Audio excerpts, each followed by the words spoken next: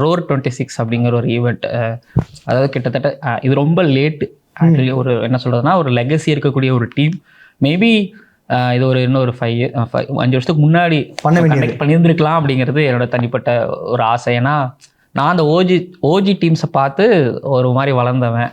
அந்த Chennai Super Kings, Doug Bollinger, Albie Morkel, ஒரு அஸ்வின், ஜகாத்தி, அப்புறம் ஸோ ஹெய்டன், ஸோ அது ஒரு மாதிரி முரளிதரன்லாம் இருந்த ஒரு டீம், ரெய்னா, தோனி, ஸோ அப்படி ஒரு டீம். ஸோ மேபி ஒரு 2018 ஒரு கம்பேக் சென்னை சூப்பர் கிங்ஸ் ஒன்று கொடுத்தாங்கல்ல. ஸோ அப்போ ட்ரோஃபி அடிச்சதோட இது பண்ணியிருந்தாங்க அப்படின்னா ஸோ அது இன்னும் ஒரு வேற மாதிரி இருந்திருக்கும். கரெக்டாக இருக்கும். ஒரு 10 வருஷத்துக்கு அப்புறமும் அந்த கரெக்டாக இருந்துடும். அந்த கம்பேக்கோட அது மாதிரி செம்மையாக இருந்திருக்கும். பட் ஓகே, லேட்டாக வச்சிருக்கிறாங்க.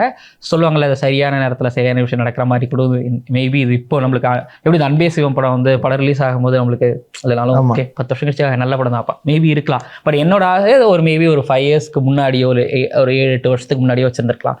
பட் நேத்திக்கு இப்போ ஈவெண்ட்ல நீங்கள் கேட்ட அந்த OG players versus current team. So simple. அது பார்த்தீங்கன்னா மேட்சஸ் கிடையாது. ஓஜி டீம்லேருந்து ஒருத்தர் பேட் பண்ணுவார். அப்புறம் இப்போ ஜென்சி டீம்லேருந்து பார்த்தீங்க அப்படின்னா ஒருத்தர் பவுலிங் பண்ணுவார். மொத்தம் 6 பால் போடுவாங்க. அந்த 6 பாலில் ஓஜி டீம்லேருந்து பேட் பண்ணுறவங்கள 4 பவுண்ட்ரி, அதில் 3 பவுண்ட்ரி அடித்தா வின்னு. ஓகே, அவங்க வின்னு. கடைசியாக பார்த்தீங்கன்னா அவங்களுக்கு அவார்ட் கொடுப்பாங்க. ஃபீல்டர்லாம் அவங்களுக்கு கிடையாது. அதனால எம்டி கிரவுண்ட்லேயே அவங்க அடிச்சிடலாம். பட் அதில் பிராவோக்கும் தோனிக்கும் ஒரு விஷயம் நடந்துச்சு. ஆக்சுவலி அது ஒரு கிமிக் தான். மேட்ச் கிடையாது. எல்லாரும் ஃபர்ஸ்ட் ஆரம்பிக்கும் போது என்னன்னா அது ஒரு ஃபன் மேட்சப்ஸ் தான் சொன்னாங்க. பட் அங்கே யாருக்கும் அந்த பேண்டர்லாம் போல. பட் ஆனால் பிராவோவுக்கு தெரியும் அந்த இடத்துல என்ன பண்ணணும், என்ன கொடுக்கணும், எது மக்கள் ரசிப்பாங்க அப்படிங்கிறது புரியும் பிராவோவுக்கு அந்த விஷயத்துல. ஏன்னா அவர் சொல்றாங்க, அவர் கிரிக்கெட்டும் ஒன்று கொடுத்தாரு.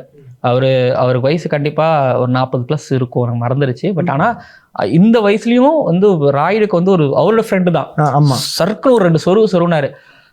இப்போ கரண்டா ஒரு கிரிக்கெட்டர் அது எப்படி ஒரு பேஸ்ல போடுவாரோ, இல்லை நான் அப்போ பார்த்த ஒரு பிராவோ சர்க்கிள் ஒரு சொருவார்ல, அந்த அளவுக்கு அக்யூரேட்டா போட்டாரு.